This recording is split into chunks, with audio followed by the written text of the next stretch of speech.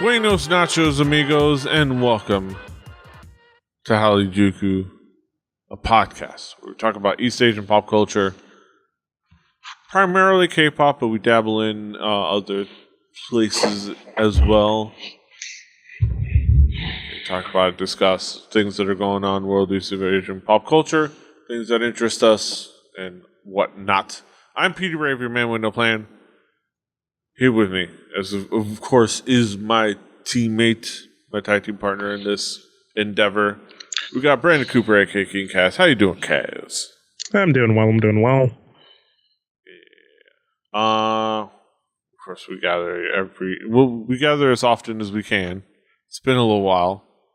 We had a little bit of a hiatus for a couple of reasons here and there. Holidays, trips, end of the year, all kind of shit. Yeah. So, but we're back. Talking about East Asian pop culture, doing our thing, doing the Hallyujuku thing. Of course, as always, we start off every episode talking about what's new, what's caught our attention since we last gathered. Things that have gathered out there, including this BY. I'm not even going to address what's in my suggested right now on YouTube. But yeah, Kaz, what's caught your attention since we last gathered? So a few things got me. So first of all, it's kind of been pretty good hip hop stuff, pretty good boys group stuff, which I talked about one of the last times we got together with some of the good boy band stuff that's been coming out. But I wanted to continue talking about hip hop. So we got Woody Gochild with his song "Let's Get It." It's just your kind of typical like trap beat song. I just thought it's just like a fun kind of clubby. It's just kind of a fun clubby kind of song. And I just kind of enjoyed it and had fun with it. And I wanted to bring it to other people to enjoy and have fun with as well. Yeah, it is undeniably really fun song to listen to. It's not necessarily to be taken seriously at all, but otherwise just really fun either way, which is the whole point. And it was a good beat. Jay Park, it's definitely a good beat. Yeah, and Jay Park, that he does all right in the song. Don't do too terrible. For all he could possibly do in the middle of a song, he doesn't do too bad. And Doki doesn't really show up in any meaningful way, which is a positive for me. Yeah, me being a hater. I don't know, it's just a kind of a silly, fun kind of track. But all right, so moving on from there.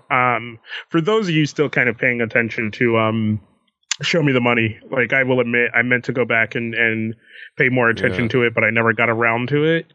There were some younger contestants on there this year. Well, one standout one in particular, Jaewoo Chan, who was on Show Me the Money, did relatively well, impressed, stuff like that. So he's now on Cube, if I remember correctly. Cube, I guess. Cube Entertainment, and there's a couple of other young trainees who are around the same age as him. This is released by Starship. Yeah, so the other two kids are on Starship is what it is. So it's a collaboration kind of thing. The other two kids are on Starship. Jaewoo is on Cube, and it's just kind of like, hey, there's all these kids, and they're kind of good at rap music, so let's put them together. Joe-chan, Park Hyun-jin, and Aichilo. Aichilo. Or Aichilo. Okay. I'm sitting here trying to read the Korean. And I didn't think it's fun. It's just a fun little track. Like, there's nothing too crazy going on. It's just kind of them being relatively good at rap for their age, and I think it's described by the production team to kind of just be a young, hip track and just to kind of be fun, like nothing really else. And Groovy Room has been doing tracks for a lot of people right now, so yeah, and it just kind of fits really well. Yeah, I think it works well. It's definitely, they're definitely not to be taken seriously. And I definitely don't. But they're just these kids, and they can like rap.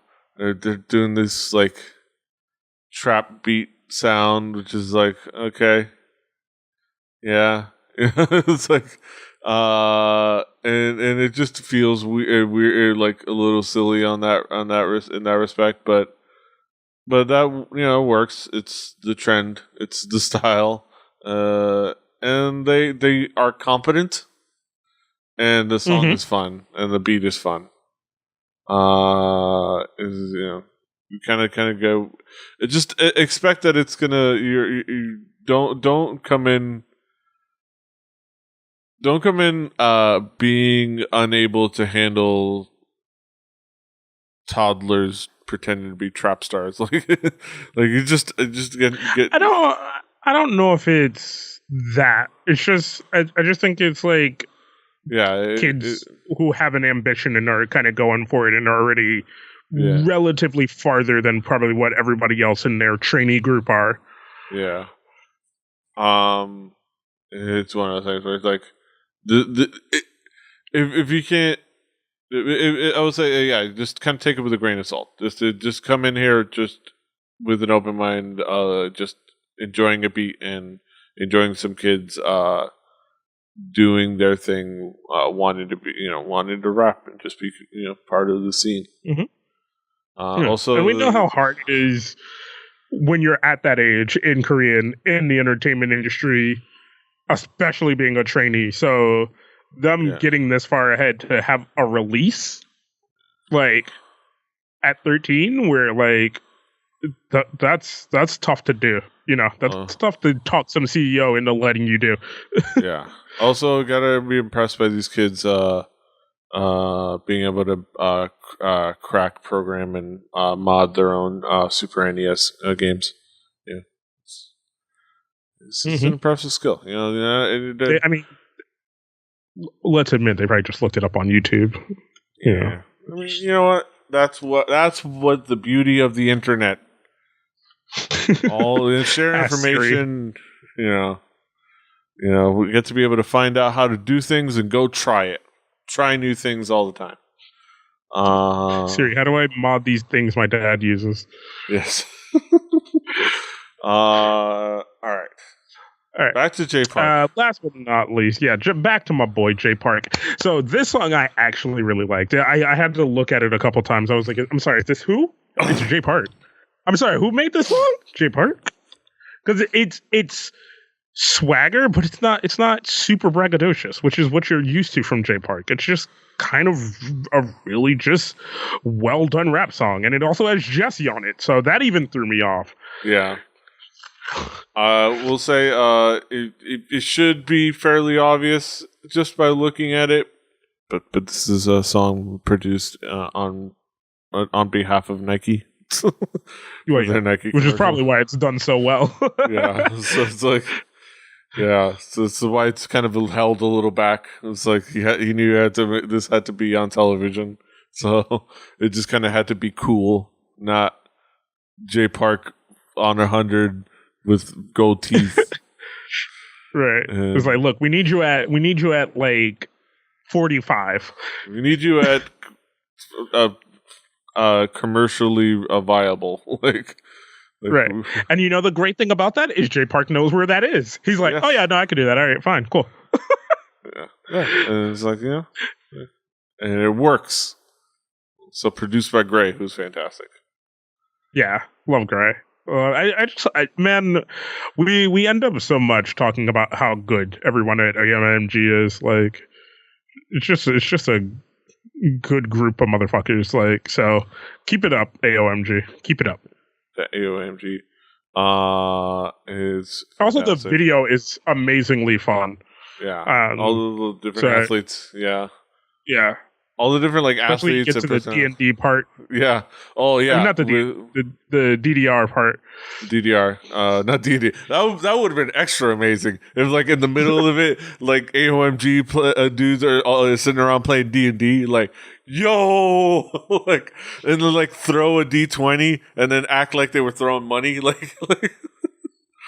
But aside from that, the DDR part I do want to point out because it's at freaking Jay Black, aka Jay Pink, depending on what type of dance he's doing, but Jay Black and Pink, and his wife, doing their thing.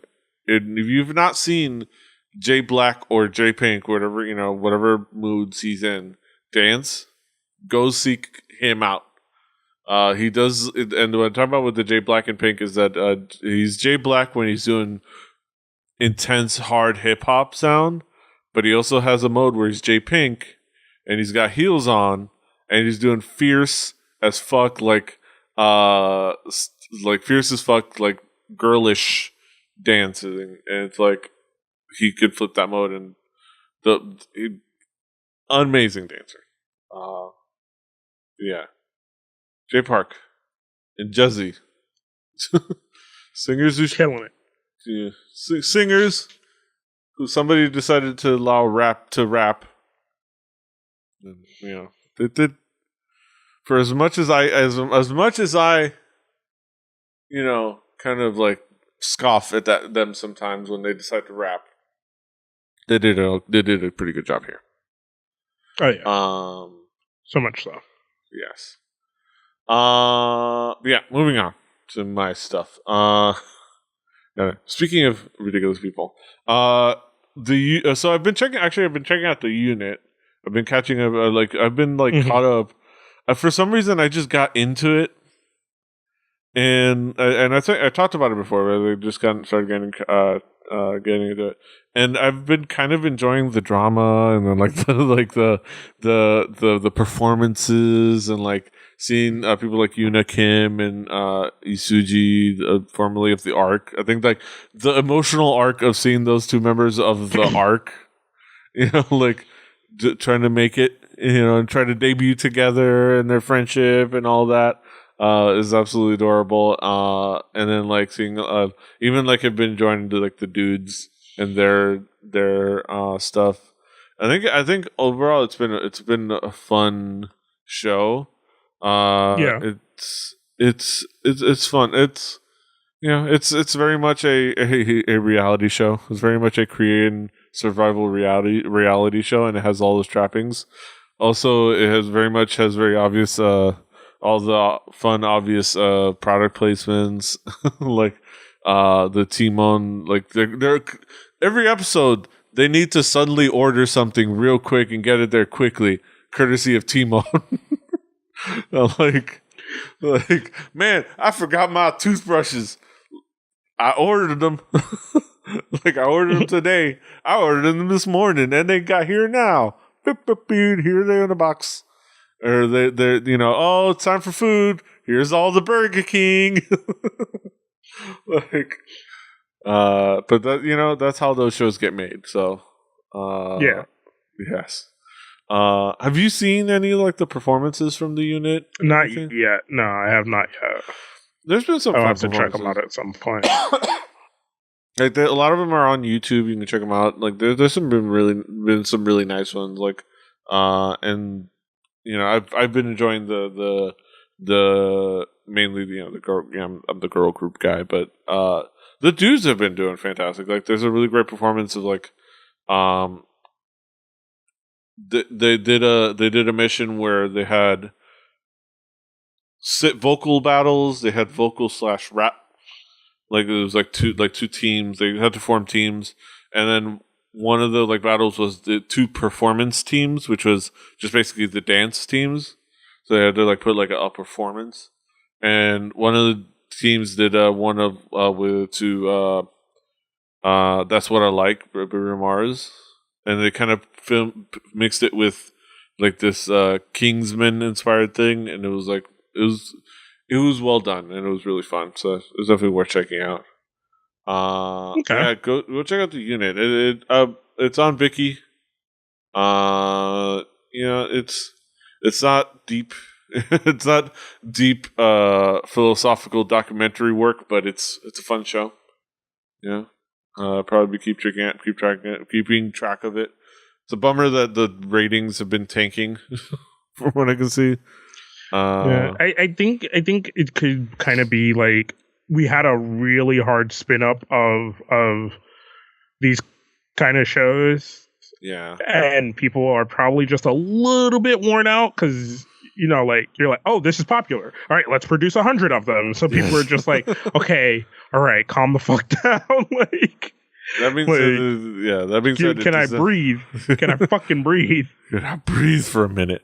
At least it's not tanking. The ratings aren't as bad as the YG show Mix 9. So Yeah. those are less than 1% of like in the 0.5%. I think at some point. Sad. But yeah, moving on. Speaking of a group that was formed on a reality show, which you can throw a baseball in Korea and probably hit one. Momoland, who've kind of been finding a bit of like a resurgence and viral success, came out kind of like to strike while the iron's hot.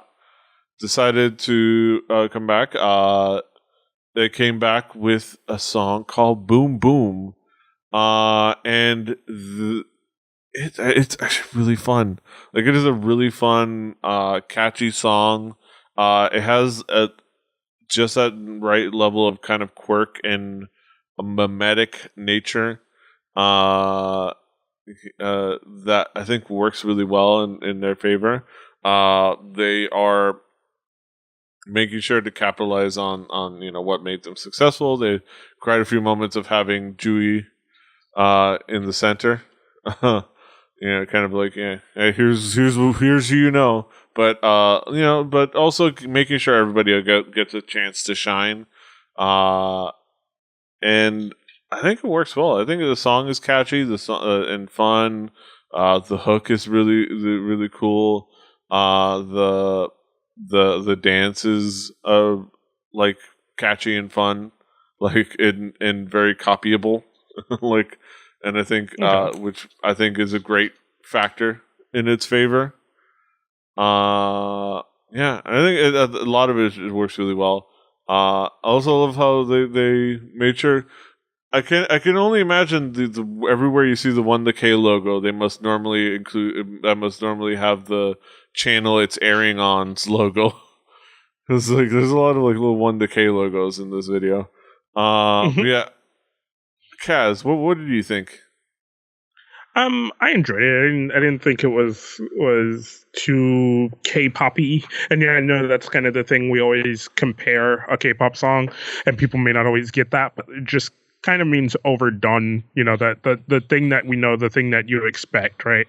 So it has some of that, but it's just done in a really good way, and it's fun. Yeah. I think it works well. It's fun. I think this is going to be part of my regular K-pop rotation because it's just you can't get mad at like the song. It's fun and catchy. But yeah. Moving on to a hotly anticipated comeback that like just dropped. Chungha.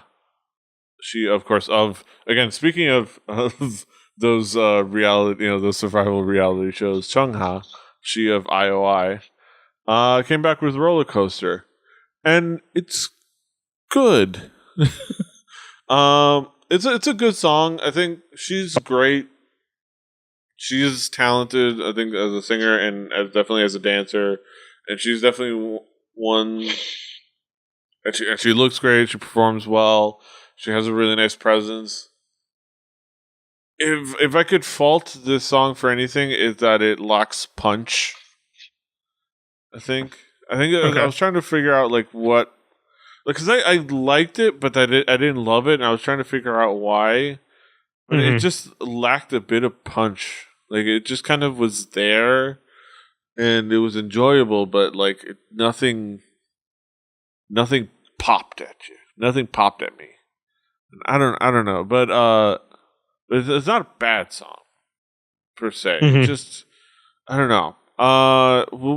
Kaz, what were your thoughts? Did you feel Like that way? I get the it didn't impress feeling, but I still enjoyed it. I enjoyed it a Yeah, fuck ton. Like I liked a lot of it, and I was just like, oh, this is like a really fun poppy track. I like this. I could yeah, jam to this.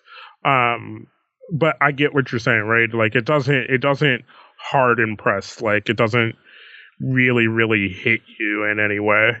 yeah. I think maybe it was like I built up a lot of expectations, and I don't know why, but maybe like higher, like too much, expecting too much probably on my report.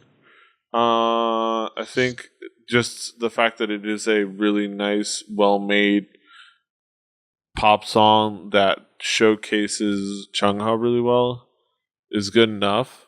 So I think over time, just like it just this is the one of the songs that it just came out, so just like yesterday. So I think over time I'll probably find that I'll listen to it again, and it's like yeah, I'll enjoy it even more.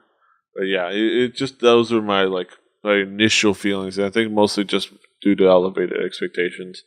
But I think I think people have been enjoying it, and people will really enjoy it, and I think for a good reason. Yeah. So I think it was really well made. Yeah, that's well. Yeah. The other girl group. This time not a reality show girl group, just a very interesting project girl group. Uh, Luna. In the time that we've last gathered, Luna debuted another member. In the time that we've last gathered, they debuted another member and are teasing as their last one. Uh, but they debuted their most previous member, two, and her song "Heart Attack." And this is definitely so. The previous one with Eve, definitely was a very cool, almost I would call it experimental, but it kind of off the beaten path, different sound, and very much had that like '80s feel and whatnot. And it was very out of left field. This is very much like right, like center of the K-pop wheelhouse, mainstream K-pop song, and that could be for better or for worse. I happen to really enjoy it. I know that some people probably like might find it a little too mainstream, Take it but or leave it. Yeah. yeah, but I think it works well. I think it's fun, it's catchy. The video is cute, and it's fun. Like it has really great moments, has a lot of fun aesthetics to it as well. Uh, and yeah, I think overall it's just a fun song. Like it's just a fun, catchy song. What do you think, Kaz? I kind of just agree. Like, I wasn't like hard impressed by it, but I was just like, all right, you know what? This group is maybe doing some shit. Like there are some of their other releases that I'm just not impressed with at all. Like some of their other releases, I'm just like, fuck this. Like it just makes me feel like they're terrible. But this one like kind of hits that thing where I'm like, you know what? This has been kind of an interesting experiment, and I feel like if you really been paying attention to this experiment, you now have girls that you really are interested in, and you have ones that you're like, whatever. But you get a lot of good music out of it, right? And there's just a lot of music for them to perform once they're ready to perform. Like, so it's definitely been an interesting ride that I think is going to benefit them. Yeah, I think it's going to be really cool to when they finally debut. I think later this year. Yeah. Just they've been pre-debuting for the past 18 months. I think at this point, I think it literally is something like that. So it's like it's crazy. But hopefully, I'm looking forward to seeing what, after everything that they tease and after everything that they've established, once the group is a final full group, what that group is, because that's going to be the final question. Yeah, what is the identity of that group? That's going to be the next question to be answered. So look forward to that. Another gigantic girl group, because we need more of those. We need more like a hole in the head. Yes. But you know what? If they can do a good job, and if they can make it work, then I don't fault them for it. But we'll just another one of those. Like we say oftentimes on the show, it's just a wait and see thing. Look forward to it. But that's it for our What's New segment. So for what has been catching our attention, we're going to transition over to our headlines, where we talk about some of the things going on in the news in the past month. So join us on the flip side, motherfuckers.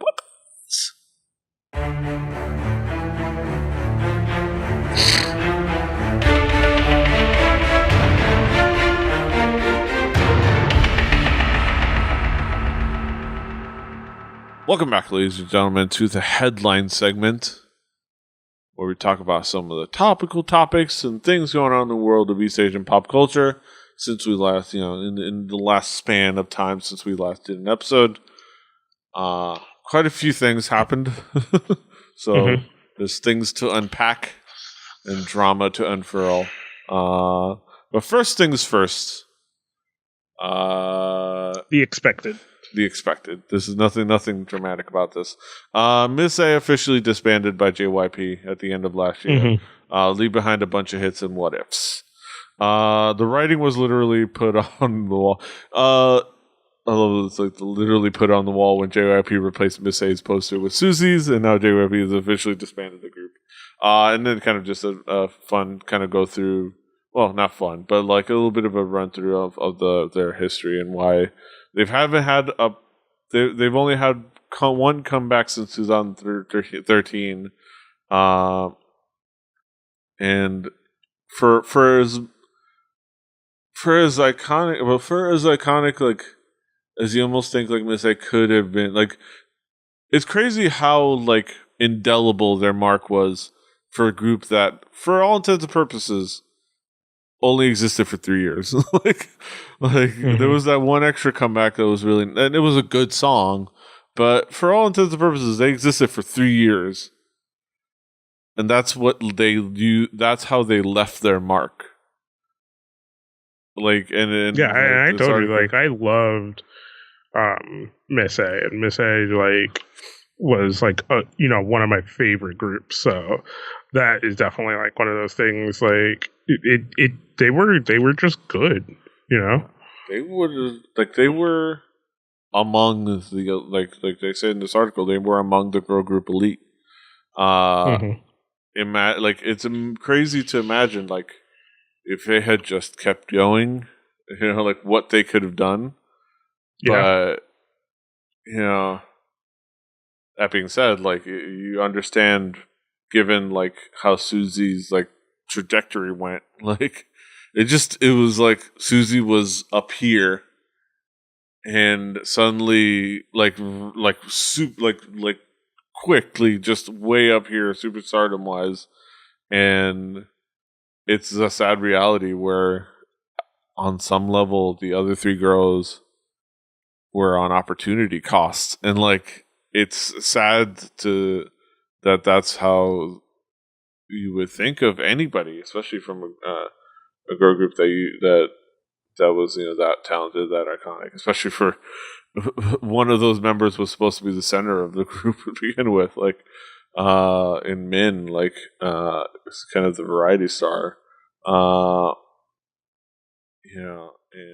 and it's really interesting, right? Because sometimes when this happens with other groups, right, like somebody's super talented among the rest, and that stands out. But like here, they are like, yeah, Susie is super talented among the rest, but it still just kind of stands out that like everyone was super talented in this group.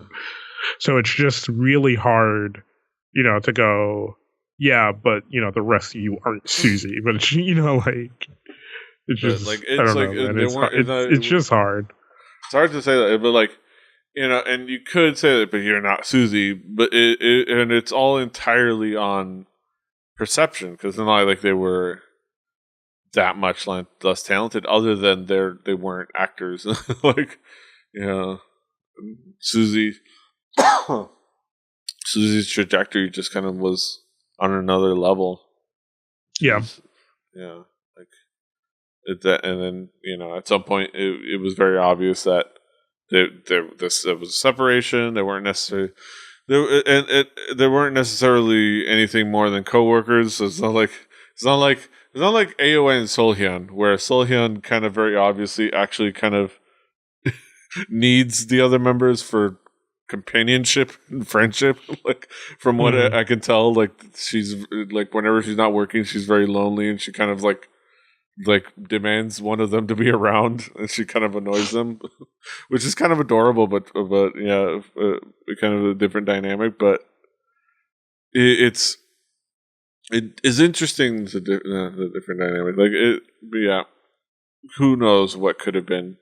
But yeah, Miss A, not a surprise, but still kind of a bummer to think about. Like I said, it's one of those things. We've been talking about it and humming and hawing about it and all this stuff. Like, everybody's kind of known. It's just when are they going to tell us the thing that we know? It's like, that's always what it boils down to. It's like, yeah, we know. When are you going to tell us, though? When are you going to risk? When are you going to finally pull that Band-Aid off and just risk the stock drop? This is really, it's like, when it comes down to it, they're just avoiding the headline, because that headlines means stock drops. That's how it works. People sell on headlines. Yeah. Moving on. Speaking of disbandment, or quote unquote, or transition, Human writes letter that reveals T-Ara is free. MBK says the group is not disbanded. There's a lot. So we're basically talking about the whole, because there's a lot of articles and about the different things that are happening. So let's talk about T-Ara. T-Ara, it was announced that the remaining members that were still with MBK have left. Kind of leaving them free to do their thing. A lot of people kind of like assuming that basically it means that more or less it's actually might be the opposite of disbandment, more like a rebandment or a reunion of the original six, because there's there was a real bond there. And similarly, they just make way too much money as T-Ara, like as a group. And they've been dropping hints here and there.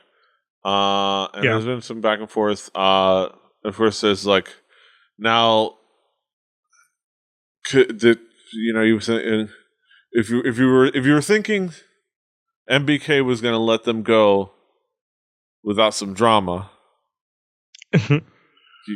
you were a naive person, and I love to live in your world of lollipop and rainbows and sunshine, but unfortunately we don't. Upon those news, MBK, they announced to MBK that they filed a trademark for the T-Ara brand, which I don't know why they didn't already have it, but like, whatever. I don't know why somebody didn't already have it. You got a lot of things going on sometimes, and then you finally get down to paperwork, and you're like, oh, wait, you didn't fill this out? Yeah. Like, no, I thought you filled it out. No, God damn it. Yeah. So it's kind of putting in a possible situation similar to Beast, now known as Highlight, for that reason. But more on that in a little bit, and also having to refute responding awful quickly to some dating rumors involving Hyomin, who, it's odd that they're responding to dating rumors involving Hyomin, considering she's not with them. Peculiar. And then so quickly, too. Yeah. The rumors coming out. And then, of course, Banana Culture having to refute some coincidentally timed reports on, like, their head honcho giving T-Ara sports cars and that they may have bought them from it and they're giving them gifts. And, like, T-Ara members themselves had to, like, go like get on Weibo and like freaking hit up. They had to at him on Weibo to get in touch with him, which was crazy. But they had to like refute that. So MBK is on that petty tip, like like they're just like they're dropping, they're leaking headlines to the fucking like news, like. It's just the pettiness of these K-pop companies is just astounding sometimes. Is it? As long as we've been doing this podcast, none of this shit is like. It's not surprising. It's just. Yeah, not anymore. Like there was a time where I'd be like, "What?" But like at this point, I'm like, "Oh yeah, no, that's kind of par for the course." Yeah, that's what they do. It's what they do. It's like, oh, you didn't know? Damn. Yo, I better call Let me somebody. sit down and explain this to you. Yeah. Child. This is how the K-pop cookie crumbles. Yeah. I don't know. What are your thoughts? What are your reactions to the whole? I don't really have any. Like, it's just one of those things that, like, by now, it's so unsurprising and so, like, you're I can't be put off by it anymore. Like, it just is, like, kind of this thing that just exists in the industry of, like, what are they actually doing? Right? Like, sometimes I want to know. Sometimes I legitimately want to question what it is the fuck they're actually doing in the K-pop industry and doing with groups that I care about. And then other times I'm just like, I literally just sit here and I'm like, all right, I'm going to wade through all of this on Twitter. I'm going to look through all this. Okay, that seems like you have to end up doing so much detective work to actually figure out what's going on that sometimes you just end up not caring. And it's just so hard. It's so hard, man. It is. It's just so rough. Because I want to care, and I like these groups, and I like these people, and I care. Like, I want to continue to see K-pop as an industry grow, but fuck, it's hard. Yeah, it's hard with some of these people who are unfortunately in charge of this shit. Like, it's like that. Yeah. That thing where like you first get that those stages of like being into K-pop where you first get excited about it. You first get excited about it and you start to get that deep and then you think, oh, this is curious, and then like that dude's like, oh, this is so much fun, there's so much diverse, like great stuff, and these guys are all really creative and brilliant. And then you realize then that like that realization hits over you. It's like this entire industry is run by idiots and charlatans. like it's like, and really that makes it just like just like every other music industry. It's run by like opportunists and charlatans and sometimes just morons. Just like the American music industry, just like others as well. Like it is what it is. You just hate that it affects these really talented artists, but at the same time, T-Ara is laughing on their way all the way to the bank because they're still making that money. They were always still making that money in China, and they probably, I wouldn't be surprised if they do in fact get, even after all this, get like maybe signed by Banana Culture as an entire group or some other industry agency. If I was Banana Culture, I would at least be calling up my my Korean counterpart, my Korean extension that I have, and hey, have EXID and T-Ara under one roof, and then continue to work with them in China. Like, have them be part of their have your fingers in their Korean cookie jar on top of their Chinese cookie jar. Yeah, it's a win-win. Legitimately, yeah. Yeah, it's a win-win. Be the golden goose. Like, that's what it is. Be the golden goose. Be the thing that comes in there and offers a solution and not more problems. Yeah. And you'll be the greatest fucking thing ever. Yeah. So, looking at you guys. Yeah. Moving on to more fuckery.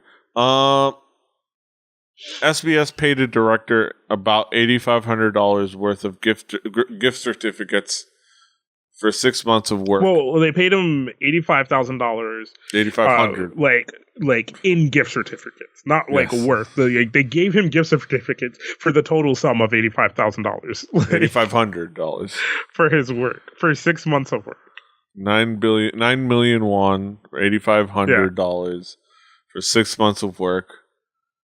Like, I'm not gonna say I make more. Do I make? I make at least that or more in 6 months at my job, and I get paid in money. So, well, I'm pretty sure he thought he was going to get paid in money too. Yeah, one would think you go to a job, you clock in. I don't know if you clock in as a director, but you go, you show up, you do your job. The end of it all, well, at the end of 2 weeks, but even I don't know how it works. There's this gig economy, these kids in the gig economy. I don't know how it works if it's all at the end of the job. At the end of a certain amount of time, you expect. I would say not necessarily cold hard cash because we kind of live in a credit world. I would expect to get that direct deposit drop, or at least that drop into your bank account. Where it's money. It's like it was recently reported the director who worked for SBS same bed, different dreams received gift certificates for his 6 month payment worth 9 million won. Quote, no matter why it is wrong that a part of payment for a dispatch worker was made with gift certificates, end quote, the Post said. Quote, we are investigating similar cases if it happened before. It added, we apologize for hurting people who worked hard to make SBS shows. We will work to ensure that this will not happen again. Given that this was a director, one can imagine why there's almost always industry concern about the other staff. Absolutely taking it seriously, and it's horrible, but honestly, when I read the headline, I had to laugh. Like, what the fuck? Dude directs the show with Kim Gura and So Jung Hoon, and previously Yu Jae Suk for 6 months, and he gets paid in Sizzler credit and shit. And this kind of plays into another headline on Asian Junkie. This kind of plays into another headline, which was Rain, Inayong Guhyesun, among actors and actresses yet to be compensated by companies for their work. Kim Woo Bin, Guhyesun, Kim Min Jun, Jung Yumi, Gong Sung Yeon, Inayong, Rain, and Lee Jung Jin have all recently reported being stiffed out of significant sums of money by companies. Kim Woo Bin signed a contract with the advertising agency in March of 2013, but they have not handed over the money amounting to 66 million won in 2013. Kuhaseon is owed a total of 260 million won, about 240 grand, from the production company of a drama she had appeared on back in 2011. Kim Min Jung from 2009 is owed like 100 grand. Jung Yumi is owed like 75 grand for Master God of Noodles. Yeah. So, but, rather than you reading all of this, right? Let's take this speculation into mind, right? Like you said, this is the gig economy, right? So somebody sends you a script of a thing to do or whatever. Somebody's like, hey, we want you to come work on this project for us. And like you said, it's the gig economy. So you take the gigs that come up to you, right? So you're like, all right, you know what? This will be 3 or 4 months worth of work. It'll be a good paycheck. It'll be let's say they come to you with a gig. It's 4 weeks worth of work over 2 months, right? And it'll fit right in between two gigs that one that you're finishing up and one that's a couple of months away, right? So you're like, cool, that's a hot 30K locked in, right? So you do that, you do the one you finished, right? You do this one, you're on to the next one, you're looking for the next one, right? And it's just like at some point, because like you said, there are some years in here and people are probably like, how do you go that long without knowing you got paid? You got to remember, like I said, this is the gig economy, ladies and gentlemen. So you're thinking, boom, boom, boom, boom, boom. All right, I got the 30K from here. I got the 120K from that project. Now I'm working on this movie. And then at some point, somebody comes to you and they're like, SBS never paid us. Yeah. And you're like, huh? No.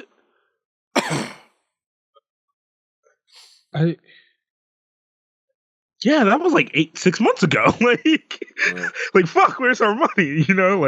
Like this shit can easily happen where like they try to just slip by you and be like, all right, we didn't pay that motherfucker. Let's hope they don't notice. And the article points out that Rain and Ina Young missing on $100,000 gets the headlines. And must be infuriating. That's infuriating for them, but they could deal with it because they're a little bit more well off. Rain has money. The real problem for is somebody like Rain, right? He lives that lifestyle where it's gig to gig to gig, and there's almost no stop. And then you and your team sit down, and you're like, someone didn't pay us. Yeah, but and it's like and that's important. Where but the real victims are also the bit actors and the lesser actors who don't have all those gigs, who can or aren't the big parts. Those are the people who live off of each gig, right? Yeah. They're not gig to gig to gig. They're gig. Okay, cool. I can eat.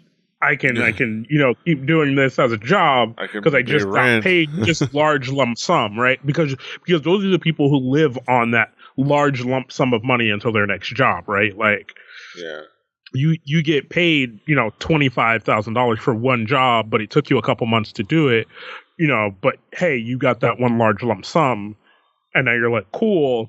This will last until something else comes along. Yeah. It's like when that doesn't come in, it's like, yeah, it's aggravating. When it's aggravating when people who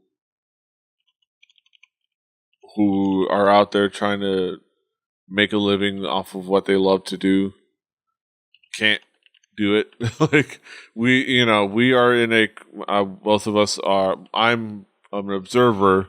You're a little bit more involved with creative fields, and those can be very, very, very aggravating in trying to get paid for especially if you work in a creative endeavor in design, photography, and things like that. Motherfuckers be acting like exposure pays the bills. No, fuck you, pay me. Especially, and it's also scarier, I think, for actors in a country that, and we try not to kind of dwell too much on speaking on that on the Korean culture because we're not there and we're not experts. But if there's one thing that we kind of at least say a little bit on, and is that Korea doesn't have that fuck you, pay me mentality. not really, like, not overall. It's not an essential part. Like, we have that.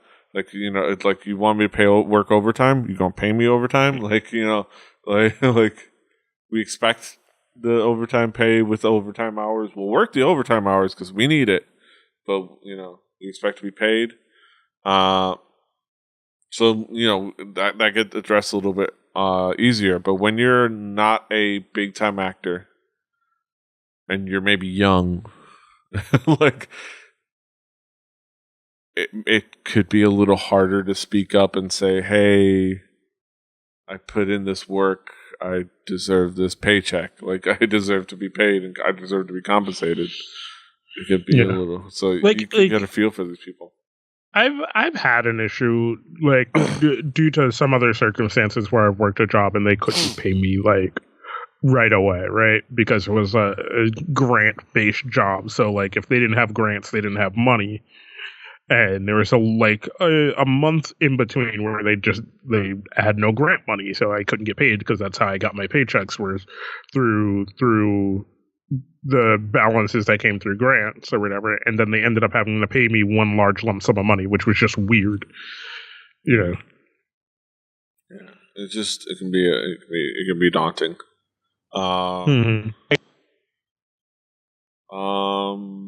Yeah. I don't know. I wish all the best to all the people getting out there trying to get paid. Solidarity.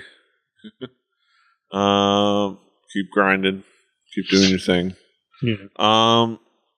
Speaking of exposure and getting paid, this is kind of fun. And then on a good note. Yeah, on a fun note, because this is really exciting. This is really fun.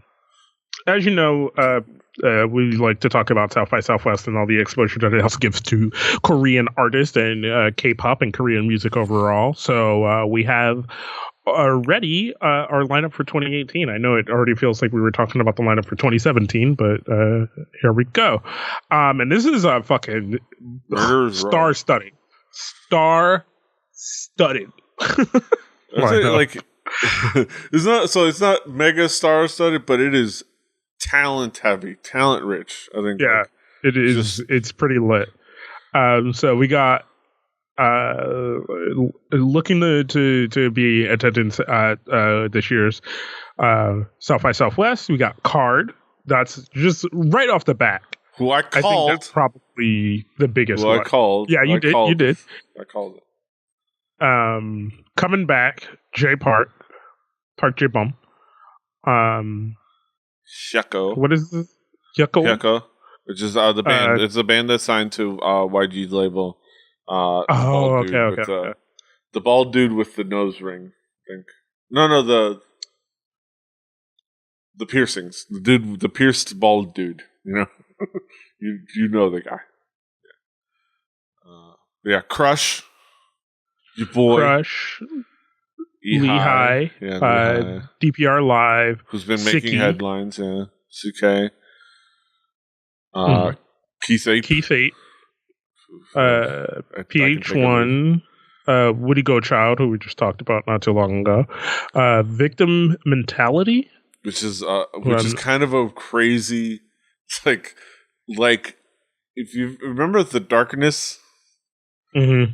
So imagine if instead of doing like silly glam rock, they were doing like heavy dude rock from the 80s, and it's Korean guys. Like it is just it's crazy.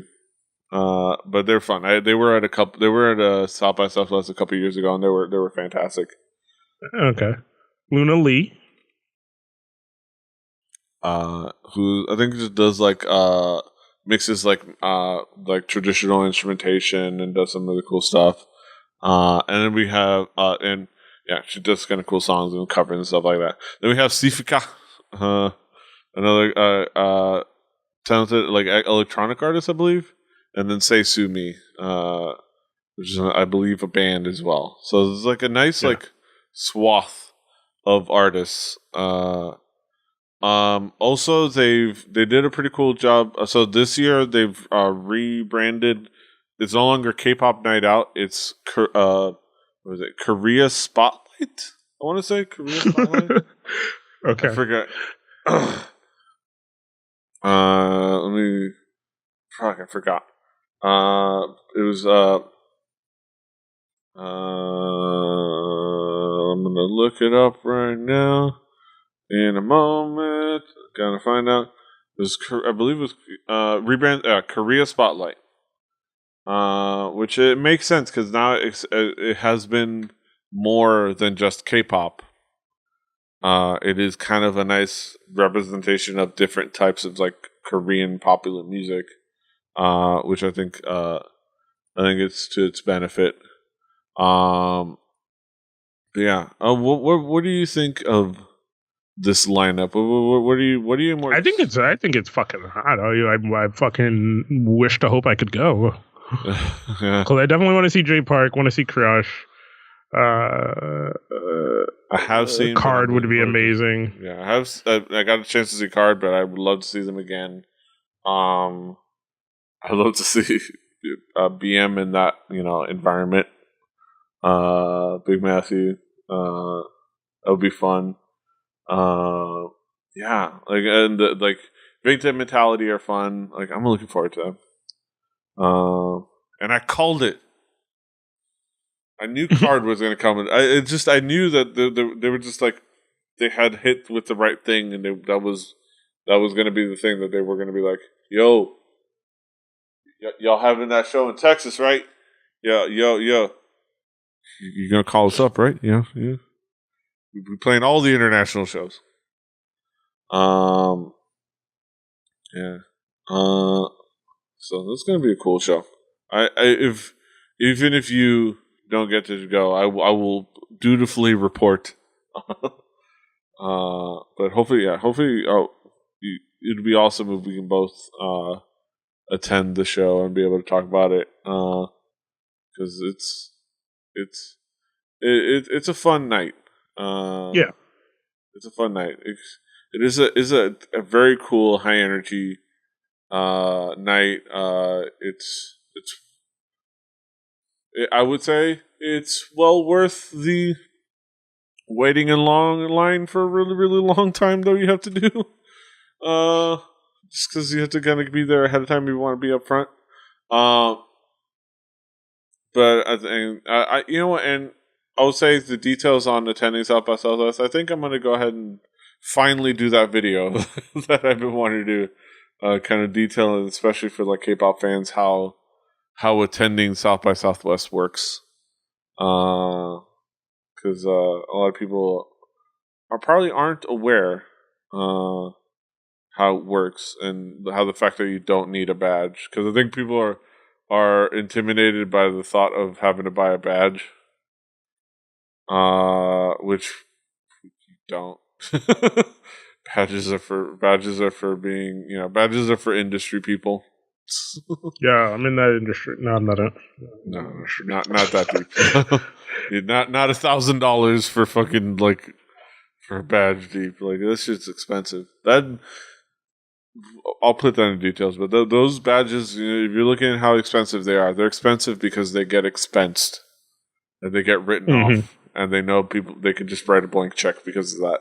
Like South by knows they can pretty much write a blank check as long as it doesn't cause too bad of a headline, like because that shit's just these people that are going. It's just like, all right, fine, like hand that to my accountant. They'll file it for the taxes later.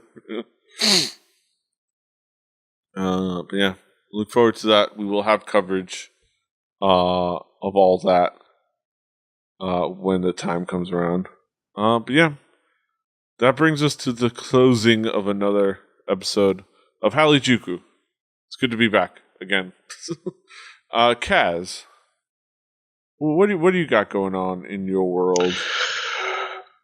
A lot of nothing right now. A lot of nothing. A lot of trying to fix projects and make sure everything gets put out on time. Trying to just fucking float right now. Yeah. Trying to keep your head above water. I can definitely understand that. Yeah, he's at King Kaz. If you want to keep track of all the things he's doing. I'm at Petey Rave. The show's Hallyujuku. It's hallyujuku.com, kpoppodcast.com, rebellion.net for this and other shows. including Record Breakers, which is really cool. This week, 'cause I'm gonna drop it real quick. This week we had an episode where we talked about Jonghyun's album. It's kind of like a way to pay tribute to him, and talk about how great of a singer and how talented he was. So go check out that episode. It was a nice tribute. And the guys actually had a lot of really cool things to say, and it was really cool. So go check that out. But yeah, check out all the things. Like, share, subscribe. We're on Rebelli. We're Rebelli TV everywhere. Do all the things. Until next time. Hasta los huevos. Well, didn't I tell you? Don't you know? Annyeong.